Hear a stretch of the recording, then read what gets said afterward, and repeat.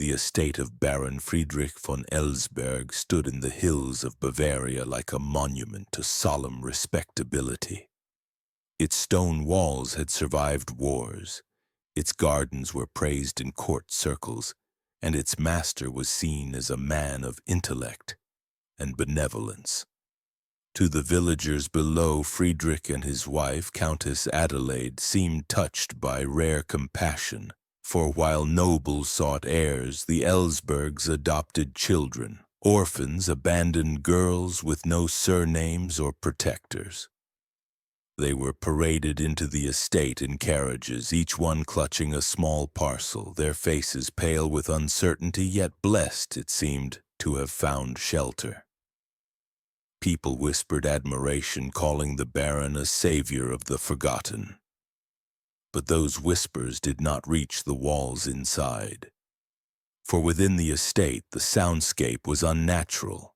Servants expected chatter, play, the clatter of toys upon floors, the laughter of girls running in halls. Instead, silence grew heavier with each new arrival. The children appeared at meals for a time, their eyes downcast, voices never rising above a whisper, and then, suddenly, one would not appear again. Their absence was brushed aside with excuses, sickness, education abroad, the Countess's care in another wing. Yet servants knew no carriage left the gates, no tutor arrived, and no burial was ever seen. Rooms were locked from within, and from the shadows of corridors came faint sounds at night, humming, the rhythm of lullabies sung by a single voice, with none to answer. It was as though the house consumed the girls one by one, replacing their existence with deeper quiet. The Baron moved through his halls with a composure that demanded obedience. His face carried no cruelty. It was composed, serene, the face of a man whose thoughts lay in realms higher than others could imagine. He spoke of order, of science, of God's mysteries that could be uncovered not by faith alone but by disciplined inquiry. To outsiders, these words placed him among enlightened men, the thinkers of his time. Yet to those who served under his roof, that order felt more like suffocation, a demand for silence, for invisibility, as though the human spirit itself was a flaw to be corrected. He walked past portraits of noble ancestors and stared not at their eyes but at their mouths, lips closed, expressions forever stilled, as though these painted figures confirmed his belief that silence was purity. The Countess mirrored his quiet obsession. Pale, fragile, she carried herself like a saint in mourning. She would lead the girls in prayers at dawn, instruct them to lower their eyes, to dress alike, to eat without sound. In her presence, one could almost believe she saw herself as their savior, teaching them humility and grace. But her prayers bled into ritual, and her care carried the weight of control. She smiled when they obeyed. She frowned when they dared to laugh. Soon the children learned that laughter vanished, just like the girls who had once dared to let it slip. In the village, time moved forward as though nothing was amiss. The peasants spoke warmly of the Baron's charity, for he gave alms to churches and ensured food during famine. Yet in the evenings, when candles were lit and wine was poured, villagers sometimes asked one another, why were the Elsberg children never seen at markets, never at festivals, never walking the gardens? Why was there no sound of play echoing down the hills? The questions drifted into silence, for no one wished to doubt those of higher station. Fear and respect kept mouths shut. Inside, however, the servants could not ignore the decay of spirit around them. Some swore they heard scratching on walls long after doors were locked. Others told of a girl's sobbing cut short by the Baron's calm footsteps. A chambermaid once swore she saw the Countess rocking an empty cradle, humming as if to soothe a child that was not there. By morning she was dismissed without explanation, sent away with her wages doubled as though silence could be purchased. The house became a shrine of restraint, a theater where children existed only in rumor, where their voices never lingered long enough to be remembered. What should have been a sanctuary turned into a void. The Baron's philanthropy was a mask, and behind it something patient and methodical stirred, something that watched each girl not as a child, but as material for a design only he understood. And as another carriage rolled toward the estate, bearing yet another orphan stripped from the world outside, the silence deepened, pressing against every wall, preparing to swallow her too.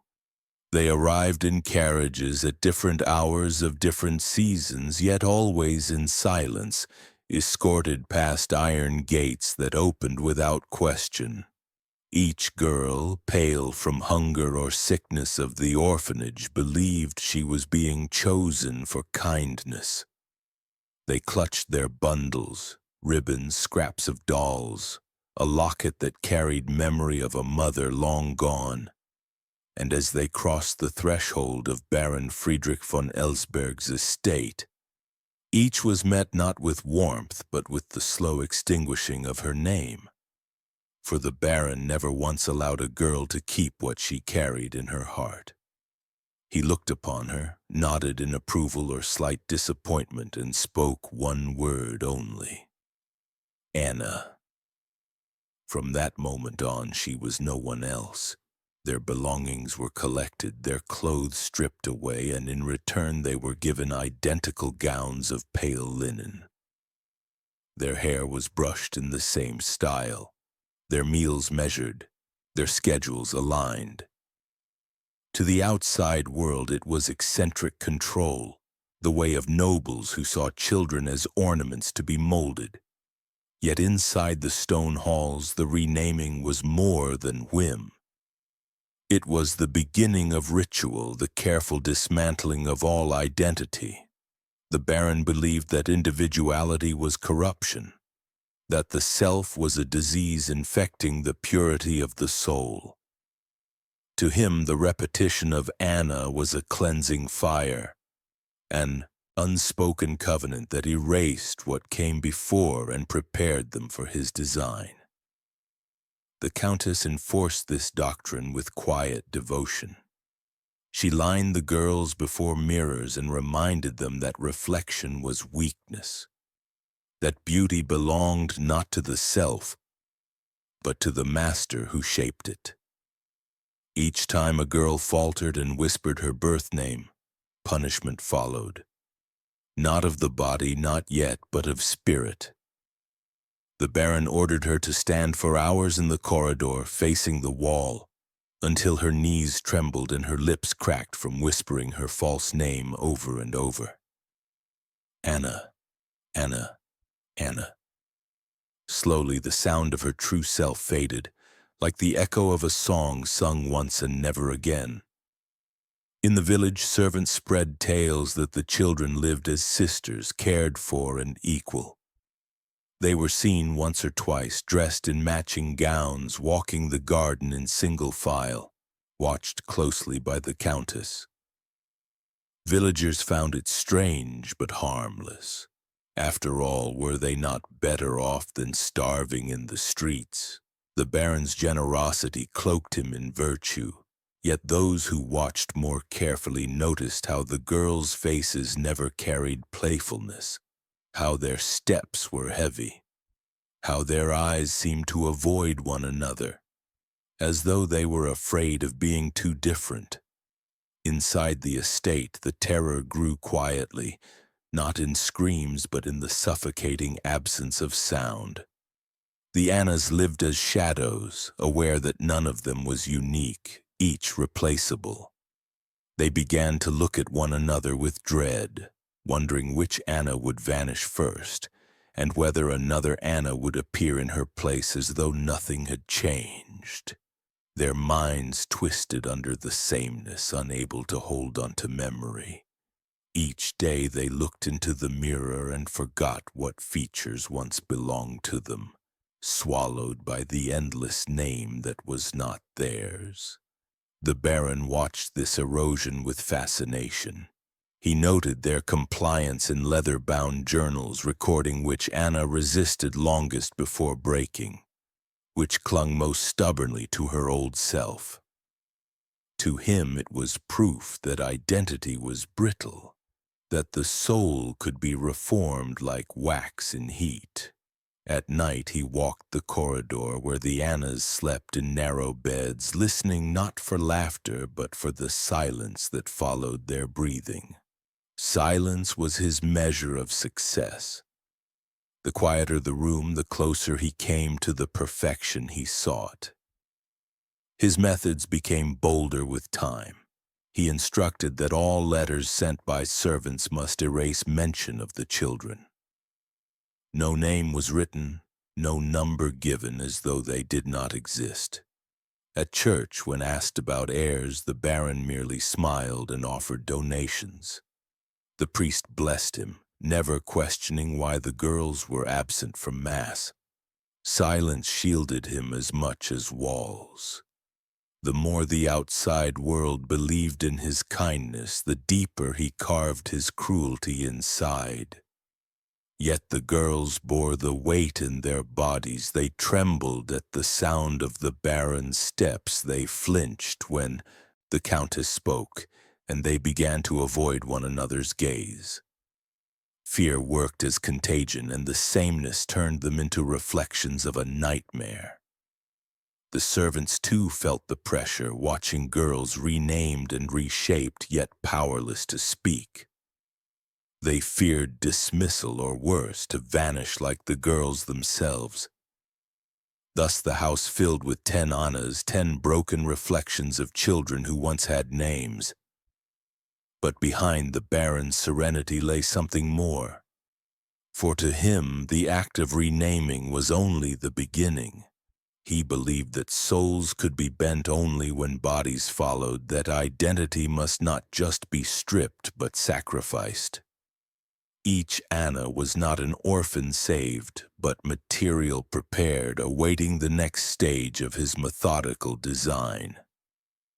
The silence of their new names was the first ritual, the foundation upon which he would build horrors the world had not yet seen. Beneath the stone floors of the Elsberg estate lay a corridor known only to the Baron and his wife, its entrance hidden behind a carved oak panel in the library. The Baron called it his laboratory, though no physician of reason would have claimed it as such. It was not a place of healing, but of stripping, where flesh and spirit were pried apart like threads unwoven from a tapestry. He descended the narrow steps each night with the serenity of a priest entering a chapel, carrying a lantern whose light quivered against damp walls. What awaited below was his cathedral of silence, the chamber of experiments. At first glance, the room resembled a scholar's workshop. Glass jars of herbs stood beside medical instruments polished to a shine. Shelves carried tomes of anatomy, Catholic mystic texts, and treatises from French physicians who believed suffering could illuminate the nature of the soul. Yet beyond these trappings of intellect stood devices born not from science but from obsession. Wooden frames, iron clamps, and contraptions of string and pulley filled the shadows, each one tailored to force the human body into postures of stillness and silence. To the Baron, these machines were not tools of cruelty but instruments of purification. He saw himself as a conductor arranging flesh and bone into the music of obedience. The first device was a narrow cage small enough that a child could sit but not stand, could curl but not stretch. Its bars were lined with small copper tubes that carried the sound of breath into echoing chambers built in the walls. The design ensured that every sound, every gasp, every sob returned magnified to the ears of the prisoner. The Baron called it his cage of voices. To him it was not meant to punish noise, but to prove that silence could be forced upon the soul by drowning it in its own weakness. The first Anna placed inside clawed at the bars until her fingers bled, her own cries assaulting her as though she were condemned to drown in herself. Hours passed, then days, and her voice cracked until only silence remained. She emerged broken, unable to speak again, her throat raw and spirit hollow. Another invention stood nearby, a chair carved of oak fastened with iron bands. At first it seemed simple, yet the design forced the body into angles that appeared natural but over time warped the bones. The back bent forward slightly, the arms drawn inward just enough to strain muscles with each breath. The Baron believed the body could be trained into obedience by quiet endurance. That true submission came not in sudden violence, but in slow warping, until the very bones confessed weakness. He kept a girl bound to this chair for days, feeding her through a funnel, wiping her tears with a cloth as though he were nurse, not torturer. When he released her, her legs buckled and her shoulders sagged, no longer her own. He noted in his journal that the body, once bent, no longer resisted the command to remain still. There was also the coffin of mirrors. It appeared as a polished wooden box, but inside every surface was lined with glass. A child placed within was confronted with endless reflections, each distorted by angles, multiplying her fear until she could no longer remember which face was hers. Candles lit within gave no escape, only eternal staring eyes. The Baron recorded that the self began to dissolve under this endless confrontation, that within hours children screamed not to be spared but to be forgotten. He called it the experiment of erasure. These devices were not used in haste. The Baron approached each trial with calm ritual. He prepared the child with prayers, washed her hands as though baptizing her, and explained in soft tones that she was part of something holy. His words cloaked cruelty and sanctity, convincing the Annas that their suffering was both punishment and sacrament. Even the Countess, pale and watchful, assisted by reciting psalms as straps were tightened, her voice trembling yet obedient to her husband's design. Together they sanctified torment, turning the chamber into a temple of silence. The toll on the children was more than physical. Their minds began to fracture under the constant denial of self. One Anna returned from the mirror coffin, unable to recognize the other girls, calling each by her own name, unable to understand that she was not them. Another, who survived the cage of voices, never uttered a sound again, staring at her reflection in the water basin as though listening for cries only she could hear. They became shadows of themselves, not alive in spirit, not yet dead in body. The Baron wrote page after page of observations, never noting cruelty, only progress.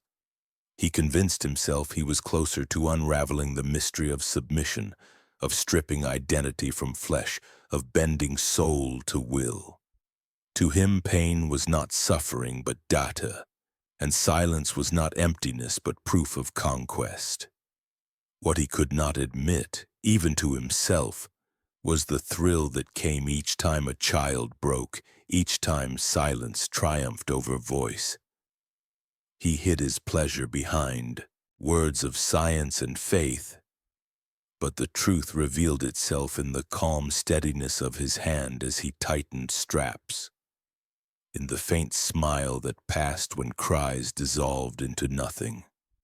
Servants who descended by mistake into the corridor never spoke openly of what they saw, but their faces told the story. Some left service at once. Others lingered, bound by wages and fear, but all carried the mark of knowledge. They had seen what the Baron built below the earth, and they knew it was not science, nor medicine, nor charity. It was worship of control, worship of annihilation, worship of silence. And above, in the grand house where music should have been played and children should have laughed, the silence deepened. The Baron had built his chamber not only to experiment but to prepare, and with each broken child, with each erased identity, he believed he was approaching perfection. Yet for the Annas, that perfection meant only one thing: that the day would come when silence would no longer be a lesson but a grave. The change came so quietly that at first no one dared to notice. One evening at supper, the chairs around the long dining table were filled by 9 girls instead of 10. The Countess spoke the blessing, the servants poured wine, and the Baron carved his meat with the same measured precision. No one acknowledged the empty place. The Annas ate in silence, their heads lowered, their hands trembling over bread and broth. For the servants, the absence pricked the air like a knife against skin, yet no one asked. It was as though a name had been cut away, leaving no trace but a void that weighed upon every breath. Days later, another carriage arrived at the estate. A new child stepped out, pale-faced and carrying a bundle that would soon be taken from her. Within hours, she was stripped, renamed, and placed at the table as though she had always belonged. The Count was restored to 10. When the servants hesitated, the Baron smiled calmly and explained that the missing Anna had gone to study under a governess in Salzburg, a gift of education he could not refuse. He said it with such composure, such authority, that to question him felt like blasphemy. Yet in the servants' eyes, truth and lie wove together into dread, for no one had seen a carriage leave, no horse pull away from the gate, no farewell offered. In reality, the vanished Anna lay beneath the earth, her body preserved not in dignity but in design. She had been the first subject of the Baron's completed ritual, the bridge between experiment and execution. After weeks in the chamber of experiments, her spirit had thinned, her voice silenced by the cage of echoes, her body bent by the oak chair. The Baron judged that she was ready for final erasure, ready to cross from broken identity into nothingness. He prepared her death as one might prepare a ceremony. The Countess washed the girl's feet and clothed her in white, whispering prayers that blurred into mutterings of guilt and devotion. Together they led her beneath the chapel, where stone walls pressed close and candles dripped wax like tears. The method was not swift. The Baron ordered her lowered into a coffin half filled with soil. He instructed her to lie flat, her arms crossed, while he placed a thin mask of wax over her face, molded to silence her lips. He spoke softly of sacrifice, of how the soul must be buried before it could rise purified. Then, with measured calm, he shoveled earth over her body, pressing it down as though sealing an oath. The Countess wept silently, her tears falling on the soil, yet she did not stop him. The girl struggled only once, a sharp movement beneath the earth, and then there was stillness. The Baron noted the time, recorded her final moments in his journal, and closed the coffin lid. She became the first of many. For him, her death was not murder but study. He measured the silence that followed, the way the house seemed to absorb her absence. He observed how the remaining Annas grew paler, more submissive, their eyes wide with the unspoken realization that one of them could vanish, and no one would dare to remember. Fear became the sharpest tool in his collection, more effective than any chair or mirror. It bled into every corner of the house, feeding the Baron's sense of control. The servants felt it most acutely. They whispered among themselves that the house was cursed, that the Baron had made a pact with something unseen. Yet no one left. Their wages bound them, and the threat of dismissal into poverty held them still. One maid swore she heard scratching beneath the chapel floor at night, faint and desperate, though by dawn it faded. Another claimed she saw the Countess leaving the crypt with soil on her gown. Still, no one spoke aloud. Silence itself had become a law, as binding as the Baron's will. The new Anna replaced the lost one seamlessly, her face unfamiliar enough to confuse memory. The villagers saw her once in the garden and remarked how the Baron's brood had grown again, blessed by fortune. To them he remained a man of virtue, a protector of the weak. None guessed that virtue was a mask, that his charity hid a cycle of death that would repeat again and again until all the Annas were swallowed. The Baron, for his part, grew emboldened. With one death complete and hidden, he convinced himself his method was sound. He believed he had proven that identity could be erased not only through renaming and silence, but through the ritual of annihilation. Each girl was both subject and symbol, her disappearance feeding his conviction that he was not a murderer but a creator of order. He walked the halls at night, listening for the silence where laughter should have been, and felt content. Above, the house glowed with candlelight, and the Countess smiled when visitors praised her husband's charity. Yet beneath, in the chapel floor, lay the first Anna, sealed in soil, the beginning of a pattern that would consume them all. Her death marked the start of a cycle of replacements, of silence made permanent, of innocence buried under the weight of a man's methodical madness. And with her gone, the Baron prepared for the next, certain that each disappearance would draw him closer to his vision of perfection. The first disappearance had emboldened him. Baron Friedrich von Elsberg no longer viewed his experiments as tentative trials but as perfected rites. He believed the children were raw matter, that their individuality was a corruption to be scraped away until only obedience remained. To him, death itself was not an ending, but the purest act of erasure, a sanctified silence that would echo long after the body was gone. Each execution was staged with methodical precision, transformed into a ritual that blurred the lines between religion, science, and madness. The chapel became his theater. Its high walls, once consecrated, now bore the weight of his obsessions. Candles dripped wax not as symbols of prayer but as markers of suffering. The organ, once played for hymns, was repurposed to veil cries beneath waves of heavy music. The Countess assisted with cold devotion, her hands folded in prayer as though she too believed the children were offerings. It was in this place that the second Anna met her fate.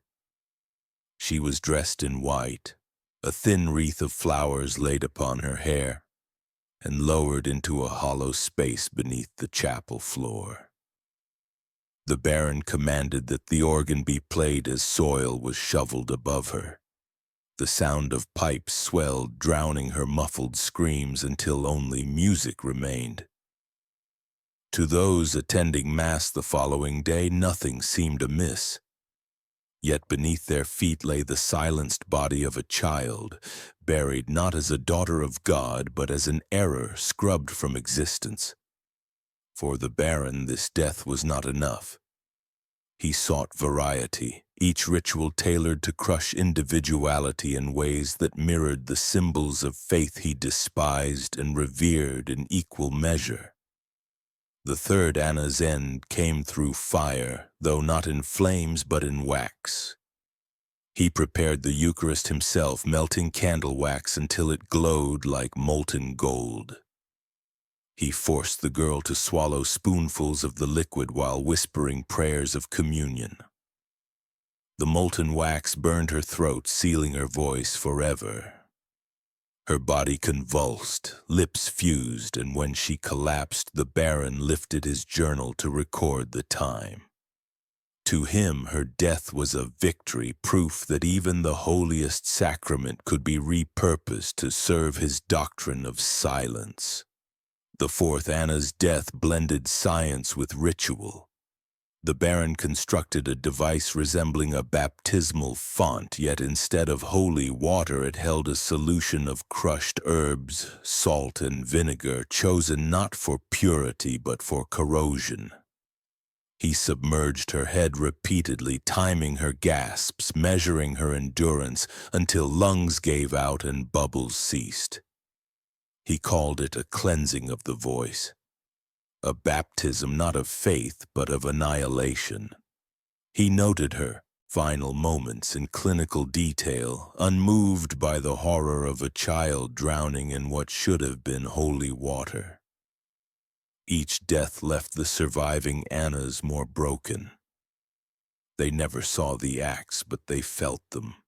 They noticed empty beds, missing faces, silences that grew heavier with each passing day. They lived with the certainty that one of them would vanish next, replaced by another orphan stripped of her name.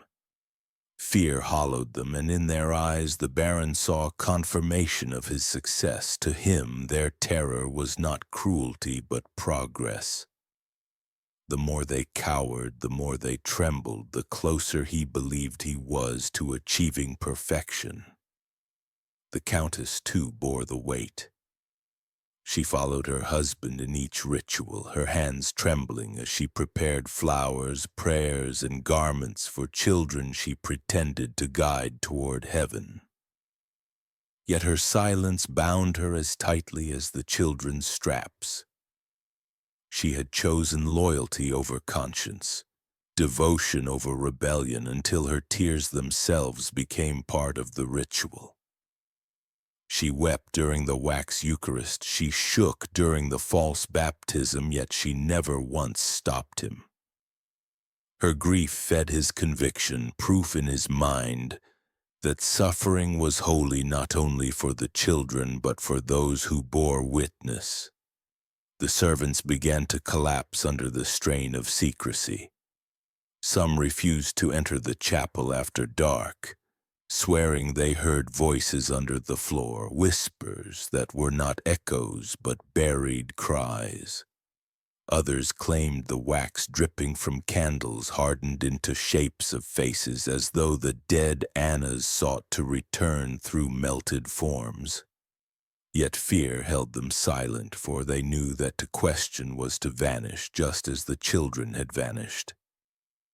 The Baron wrote with feverish intensity, filling pages with diagrams of coffins, sketches of organs, descriptions of soil density, wax temperature, drowning intervals. He saw himself not as a killer, but as a scholar of silence. Each death was catalogued, each girl reduced to data, each ritual justified as a step toward transcendent order. The more elaborate the ritual, the more convinced he became that his cruelty was sanctified. By the time the fifth Anna vanished, no one inside the house dared to ask. The cycle had become routine. as predictable as the passing of seasons. An empty bed was answered with a new child, a new Anna stripped of her name, prepared for the next ritual.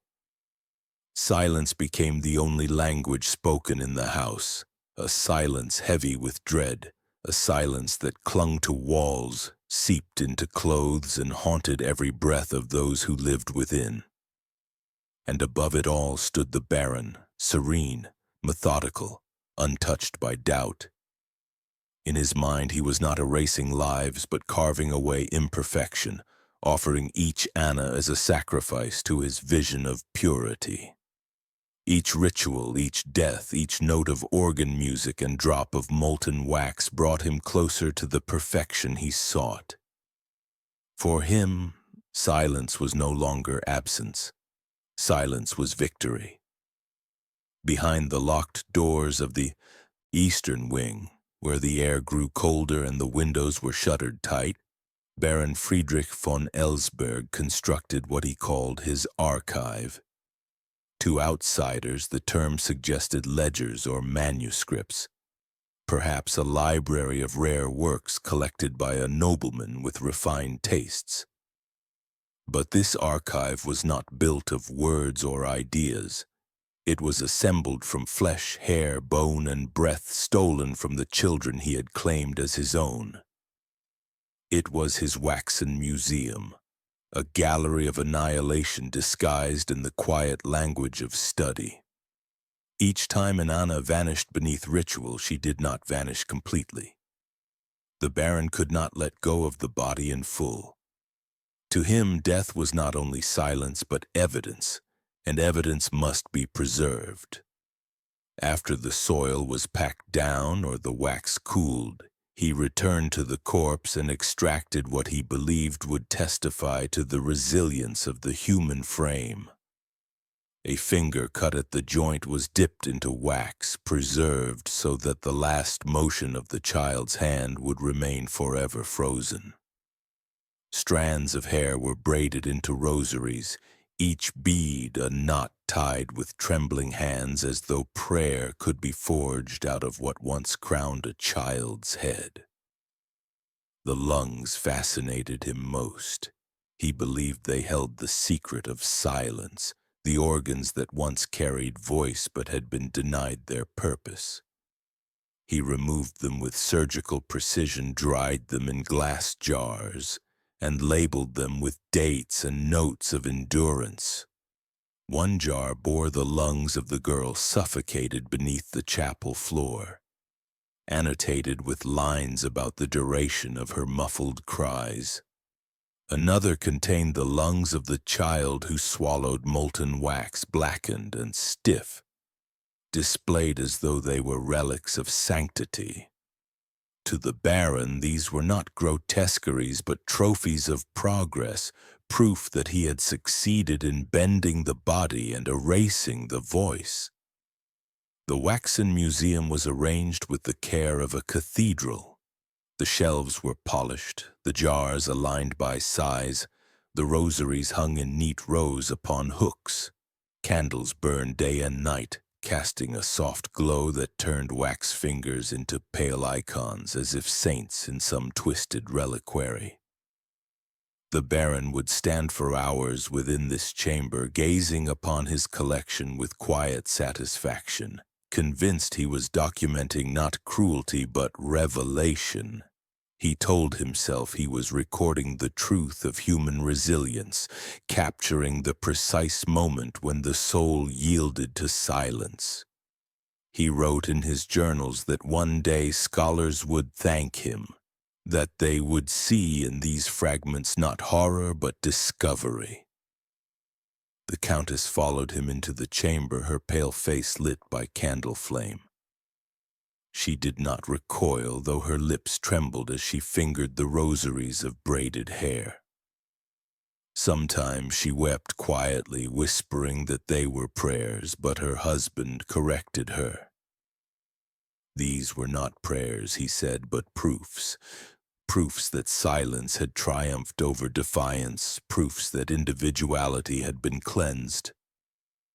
She She bowed her head and obeyed, her sorrow swallowed like the children's voices before her. Her complicity became part of the ritual, her grief another tool that confirmed his belief that suffering was sacred. The servants who stumbled upon the waxen museum never forgot what they saw. One boy sent to dust the eastern wing unlocked the wrong door and found himself face to face with shelves of jars, each one containing the shriveled remains of lungs that seemed to float in pale light. He collapsed in the corridor, screaming until the Countess struck him silent and the Baron dismissed him that very night. Another maid caught a glimpse of wax hands laid neatly on velvet cloths, each finger pointing in the same direction like accusing saints. She fainted on the spot, carried out of the house and never seen again. Word of these sudden dismissals spread through the servants' quarters, and soon none dared to approach the eastern wing. They whispered of curses, of children whose souls lingered in the jars, trapped and watching. Some claimed that at night the fingers shifted, pointing toward the door, pleading for release. Others swore that the braided rosaries tightened on their hooks as though choking invisible throats. Whether these were hallucinations or truths did not matter. The waxen museum became a silent terror that none dared enter but the Baron himself. To the outside world he remained unchanged, a man of intellect, philanthropy, and calm. He spoke of enlightenment at dinner tables, donated to churches, and praised the order of God's creation. No one who praised him could have imagined the gallery hidden within his walls, a temple built not to worship God but to sanctify his own obsession. Yet within those locked doors he stood as priest and scholar, presiding over the remains of children he had erased, convinced he was documenting revelation itself. For the Annas who still lived, the weight of the unseen gallery pressed upon them like air too thick to breathe.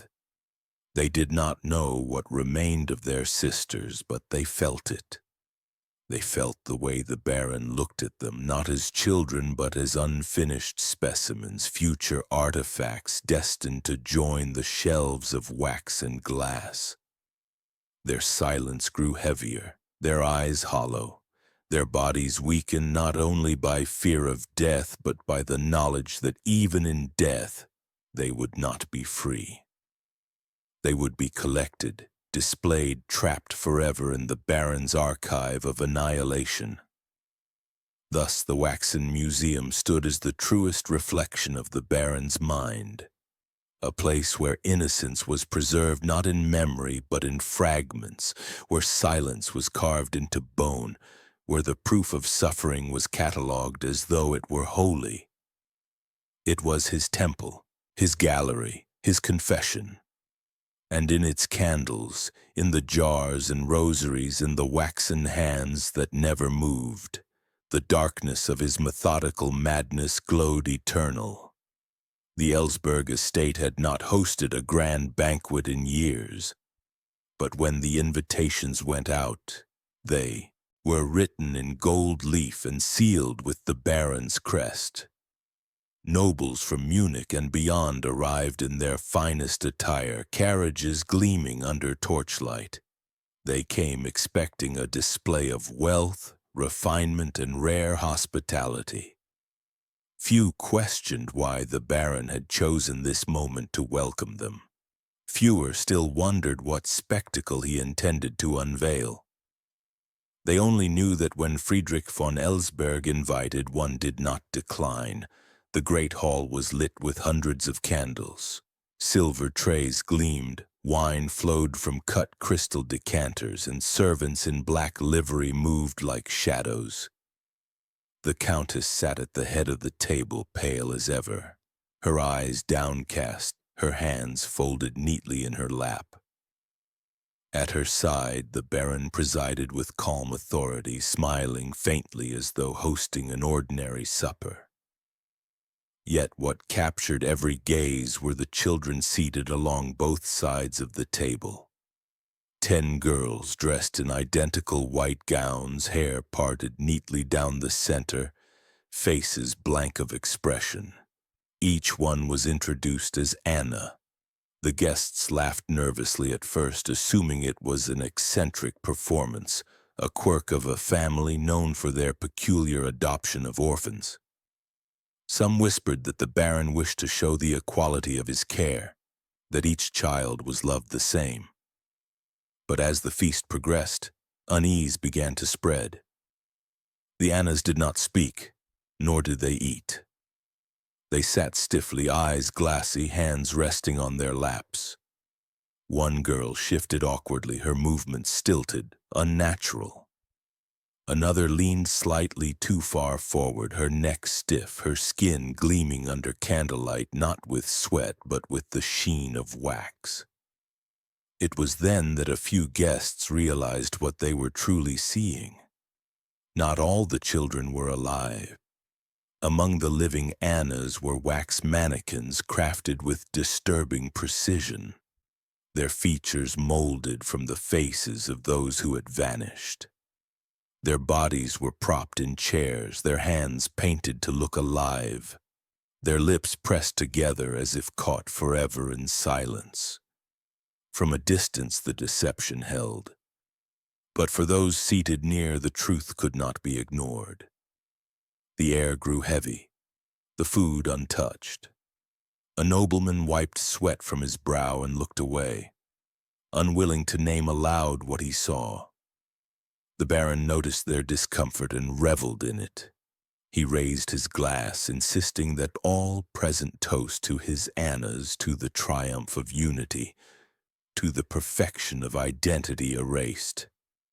He praised the silence of his daughters, how they obeyed without complaint, how they existed without discord. His words wrapped around the table like chains, forcing guests to smile, to lift their glasses, to murmur blessings they did not mean. None dared confront him, for to accuse a man of such stature in his own house was to risk ruin. Their silence was as complicit as the children's. For the surviving Annas seated among the wax, the evening was a torment beyond comprehension. They sat between their sisters' lifeless doubles, forced to mimic their stillness, terrified of betraying fear. They could not weep, could not move, could not betray the truth. To cry out would mean exposure, and exposure would mean death. They swallowed their terror, their breath shallow, their eyes fixed downward, praying the nobles would not notice the tremor in their hands. In their young minds, the wax figures were not just reminders of what had been lost, but warnings of what awaited them. They were living mannequins seated beside the dead, rehearsing their own erasure. The Countess barely touched her food, her pale face illuminated by the flicker of candlelight. To some she seemed the image of piety, a dutiful wife supporting her husband's eccentric show. Yet in truth her silence was not obedience but paralysis. She stared at the wax faces as though staring into her own reflection, knowing that she too was trapped in a ritual she could not escape. Her sorrow had calcified into something unspoken, and she played her role as quietly as the children, complicit in her inability to resist. By the time dessert was served, no laughter remained. The nobles shifted uneasily in their seats, their smiles tight, their voices hushed. They had come for spectacle and had been given a vision of horror cloaked in civility. Yet when they left the estate that night, not one spoke publicly of what they had seen. They whispered among themselves, wondering if madness or genius guided the Baron's hand. Some chose to believe it had been a performance, a grotesque display meant to provoke rather than a glimpse into true depravity. Others knew better but chose silence, for it was safer to whisper than to accuse. The Baron, meanwhile, walked the halls long after the guests had gone. He moved among his daughters, living and waxen alike, pausing to adjust the tilt of a mannequin's head, to smooth the hair of a trembling child, to note in his journal the success of the evening. To him, the feast of names had been proof of his control. The nobles had seen his power and left complicit in silence, just as the children remained silent under his gaze. He believed himself untouchable, a man whose rituals could reshape not only children but the very fabric of society. For the Annas, the memory of that night never faded. They had been forced to sit among death, to share a table with their own replacements, to watch as their torment was paraded before strangers who chose to look away. It hollowed them further, convincing them that no one would save them, that even those with eyes to see would remain silent. Their fear deepened into despair, and despair was exactly what the Baron sought. Each silence fed his belief that he had conquered not only voice but hope itself. And so the feast of names ended not with celebration but with complicity. The nobles left whispering, the servants avoided the hall for weeks, and the children carried another wound within them. The Baron, satisfied, prepared for what would come next, for he had proven that silence did not merely belong to the weak. It belonged to everyone who chose to look away. The whispers that once died in the servants' quarters began to drift beyond the estate walls. Rumors spread through the village and into Munich, carried by dismissed maids who returned home with pale faces and trembling hands, by merchants who claimed they had never seen the Elsberg children beyond the gates, and by a priest who suspected that offerings given by the Baron came not from faith but from fear. Soon the whispers became questions, and the questions grew loud enough to reach the ears of the bishop himself. An inquiry was ordered, discreet but insistent, and priests arrived at the estate under the guise of blessing its chapel. The Baron received them with his usual composure, smiling politely, answering their inquiries with scripture and reason. He walked them through the house, pointing out rooms where laughter should have been, showing them bookshelves lined with philosophy and offering wine that dulled suspicion. Yet even as he spoke, his mind churned with paranoia. He saw in every glance the possibility of exposure, in every question the shadow of accusation. He began to imagine betrayal not only from outsiders but from within, servants, his wife, even the surviving Annas. To him, silence could no longer be trusted. It had to be secured. This paranoia accelerated his cruelty. The rituals, once deliberate and ceremonial, now multiplied with frantic urgency. He no longer waited months between vanishings. He began to quicken the cycle, convinced that only by completing his work could he prevent discovery. The chapel floor concealed more than one body now, and the waxen mannequins multiplied, filling empty chairs until the house seemed haunted not by children but by their pale replicas. The corridors grew heavy with a sense of suffocation, as though the walls themselves mourned. It was during this fevered stage that the Baron created his most grotesque invention, a machine of suffocation masked as perfume. Inspired by physicians in Munich who praised the medicinal properties of oils and by mystics who spoke of souls carried on fragrance, He devised a chamber small enough to hold a child. Into it he released vapor made from burning oils of lavender, rose, and frankincense. To the servants who helped prepare it, the room smelled like prayer and medicine. But to the Anna placed inside, it became a prison of sweetness that poisoned her lungs. The Baron believed her final breaths, saturated with scent, would trap her soul in fragrance.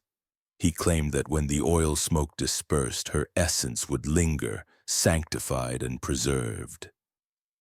The chosen Anna sat quietly at first, lulled by the soothing aroma. But soon her chest convulsed as the air grew heavy and cloying. She clawed at her throat, her body writhing, her tears cutting streaks down her soot-stained face. The Countess knelt nearby, clutching rosaries braided from another girl's hair, whispering prayers that faltered into sobs. The Baron, however, stood unmoving, recording the time of each gasp in his journal, fascinated by how beauty and agony merged into a single act. When at last the child's body slumped, her lips blue yet coated in the scent of roses, he declared the ritual complete. The chamber reeked of perfume for days, and the servants who cleaned it swore the air itself carried cries. The killings blurred boundaries now, no longer science, no longer religion, but something incoherent, a frenzy of methodical madness. He drowned one child in wine, calling it communion. He hanged another with rosary chains, believing it bound her spirit to eternal prayer. Each act left his wife trembling, the servants hollow, and the Annas who remained stripped of hope. Their silence no longer came from fear alone, but from despair, as though their voices had already been claimed before death arrived. The estate itself began to change. Visitors described an air of decay that clung to every surface, the walls damp as if the house were weeping, the halls echoing not with footsteps but with something heavier. Animals avoided the grounds, and villagers swore they heard organ music at night, though no hand played it. What had once been a noble home began to feel cursed, a place where innocence could not breathe. When the priest returned a second time, they lingered longer. They questioned why no children appeared, why the Countess seemed gaunt and near collapse, why servants vanished as frequently as they were hired. They blessed the chapel with holy water. Yet one priest whispered afterward that the floor itself felt alive, as though bodies beneath shifted in restless sleep. Their suspicions mounted, but still they left without action, silenced by the Baron's influence and the weight of his name. The Baron interpreted their hesitation not as mercy, but as proof of his invincibility. If priests, men of God, could walk through his house and leave complicit, then his work must be ordained.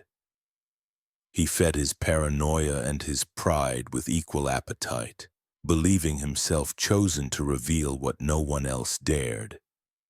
Yet even as he convinced himself of victory, the estate rotted around him.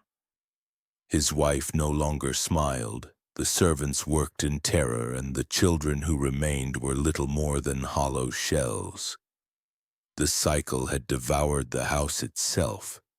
Its silence no longer belonged only to the Annas, but to the walls, the corridors, the very stones of the chapel. The Baron had wanted silence as proof of conquest, but what he created was silence as curse, a silence that smothered breath, strangled hope, and carried the weight of death in every corner. And still, he prepared for more. His paranoia demanded it, and his obsession justified it. The house was collapsing under the weight of secrecy, yet the Baron believed the collapse was proof of his triumph. In his mind, The silence that consumed the estate was not decay, but perfection finally taking form. The house had emptied of children. One by one, the Annas had been buried, burned, drowned, or preserved in wax, until only a single girl remained. She was older now, though her years were few, her face gaunt and shadowed, her eyes hollow with knowledge too cruel for her age. She had survived not by defiance but by surrender. She learned to speak only when asked, to move only when permitted, to make herself invisible. Silence had become her armor. Yet even she knew that survival was only delay, that her turn would come as surely as the others. The Baron watched her more closely now, the way a priest might study his final scripture, convinced that in her he would complete his work. She no longer slept at night, for the house itself pressed upon her with memories of those who had vanished. She had sat beside waxen sisters at the Feast of Names, smelled the perfumed chamber where another had suffocated, and watched beds emptied without explanation. Each morning she awoke to find the silence thicker, her heart pounding in dread. She avoided mirrors, for when she looked into them she no longer recognized her face. It was as though she too was already fading into wax. The servants pitied her in secret but could offer no aid. They had seen what happened to those who spoke. So they served her food, washed her clothes, and avoided her eyes as though by refusing to see her they could save themselves. The Baron had prepared her ending with a ritual unlike any before. He no longer sought simple silence. He sought perfection, a final proof that his design had achieved its purpose. He commissioned the building of a coffin, not of wood or stone, but of mirrors. Inside, every surface reflected endlessly, so that whoever lay within would be forced to confront themselves from every angle. The Baron believed that death was incomplete unless the child bore witness to her own annihilation. Only by watching herself suffocate, he reasoned, could she truly be erased. The coffin was placed beneath the orchard, a place where blossoms once carried the scent of life. Now the trees stood with twisted branches, their fruit rotting before ripening, as though poisoned by the soil beneath. Servants dug the grave while the Countess stood nearby, her face white as the moon. Her rosary clutched so tightly her knuckles bled. The Baron oversaw every detail, measuring the angles of the coffin, polishing the mirrors until they gleamed, ensuring that when the girl was placed inside, there would be no escape from her own gaze. The final Anna was brought to the orchard at dusk. She did not scream or resist. She had lived too long in silence to believe resistance mattered. Her body was frail, her steps slow, her face calm, not from peace but from exhaustion. She lay in the mirrored coffin as instructed, her thin hands folded on her chest. When the lid closed, her eyes opened wide to find herself multiplied 100 times, her every movement reflected back her terror endless. The coffin was sealed and the air within grew heavy. At first, she breathed slowly, her chest rising and falling in rhythm, her eyes darting from one reflection to another. But soon the air thinned. Her breaths quickened, her lips parted, her chest heaved. She tried to close her eyes, but the mirrors forced her to open them again, as if the countless faces of herself demanded she watch. Panic set in. She clawed at her own throat, pressed her hands against the glass, but every gesture returned in infinite reflection, mocking her despair. She gasped, each breath shallower than the last until her lips turned blue. Her body convulsed, and at last she collapsed into stillness, surrounded by the endless gaze of her own death. The Baron recorded the time with calm precision. He noted that the girl had resisted silently, that she had suffocated without uttering a word, that her final moments had been consumed by her own reflection. He declared the ritual perfect, the cycle complete. With her death, he believed his work had achieved its pinnacle. 10 Annas had been adopted, 10 Annas had been erased, and each one had proven his belief that identity could be stripped, that silence could triumph, that the human soul could be bent into nothingness. The Countess turned away, her tears falling into the soil, her body shaking with the weight of what she had witnessed. Yet she did not stop him. She never had. Her silence, too, had become part of the ritual, a chain that bound her as tightly as the children. The servants lowered the mirrored coffin into the earth, and the Baron ordered it sealed. The orchard grew darker as night fell, and the ground closed over the final Anna, hiding her beneath the rotting trees. The house stood in silence once more. No children's voices, no laughter, no footsteps. Only the echo of rituals completed, the weight of death preserved in wax and glass, the faint smell of perfume lingering in the halls. The Baron walked its corridors with calm satisfaction, believing he had conquered mortality itself, that he had proven silence to be the highest form of order. Yet what he had truly built was not perfection but a tomb, a place where life had been methodically extinguished, where silence reigned not as triumph, but as curse. And with the final Anna gone, the estate itself seemed to exhale its last breath, collapsing inward under the burden of secrets too heavy to bear. When Baron Friedrich von Elsberg was found dead in his study, slumped over his desk with his journal open and a candle still burning, no one knew what to make of it.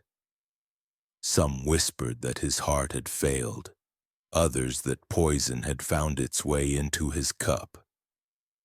The Countess wept quietly but did not call for doctors, and the servants moved through the halls with a strange relief, as though the air itself had loosened around them. For the first time in years, the estate did not tremble with his presence. Yet his death was not an end, but an unsealing.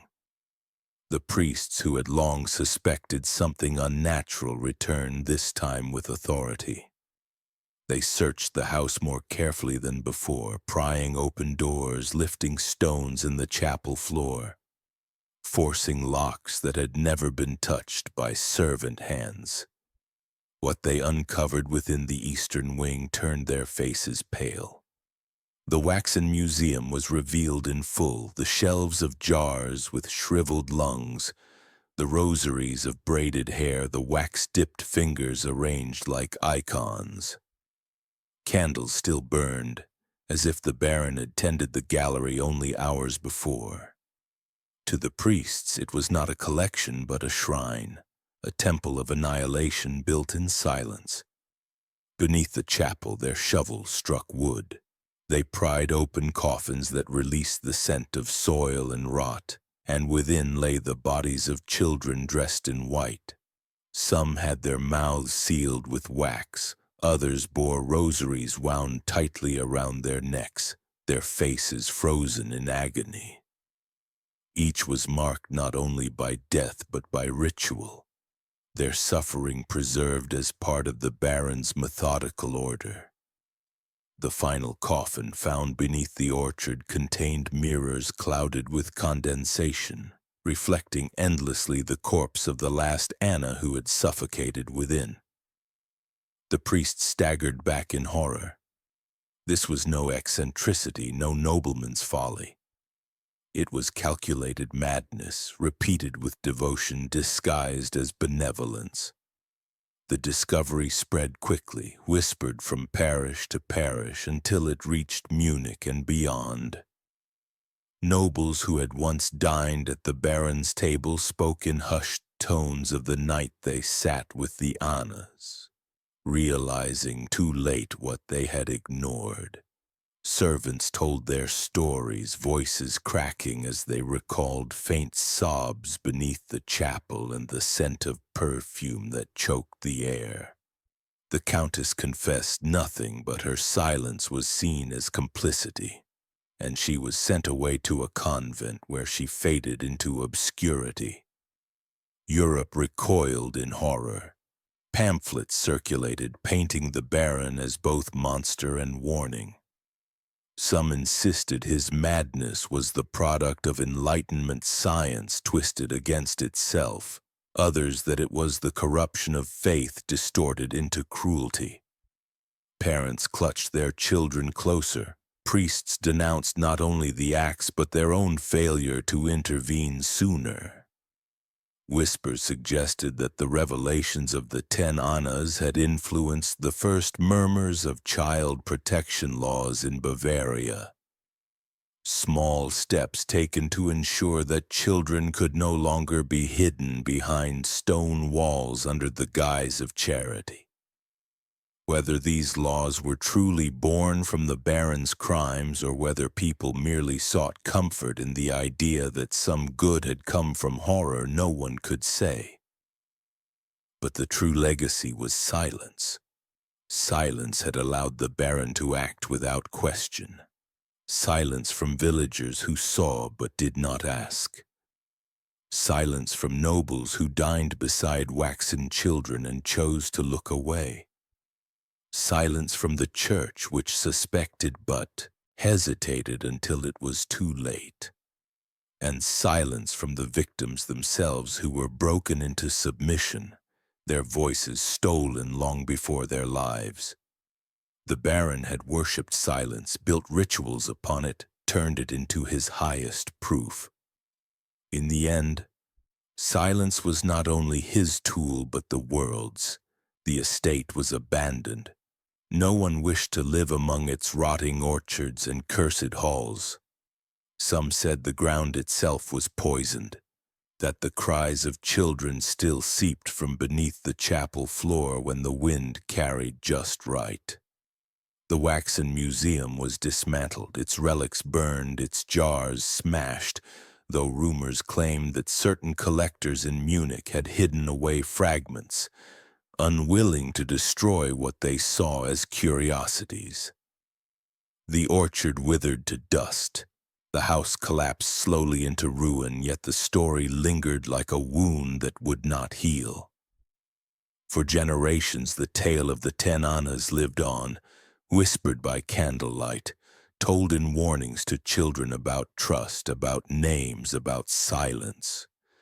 The Baron was remembered not as a man but as a shadow of what humanity could become when cruelty disguised itself as love. He had proven that evil does not always roar. Sometimes it hums lullabies, adopts orphans, and smiles at dinner while death festers behind locked doors.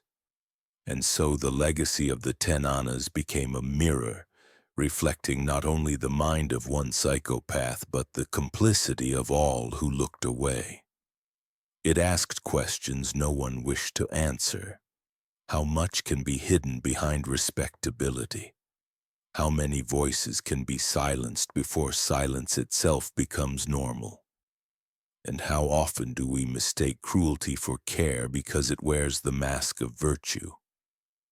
The story ends with a question, one that lingers even now. Could such cruelty happen again behind closed doors under the guise of kindness protected by silence? The Baron is gone, his house in ruin, his rituals exposed. But the truth is more haunting. Evil does not die with its author. It waits in shadows, patient and methodical, clothed in normalcy, feeding on silence.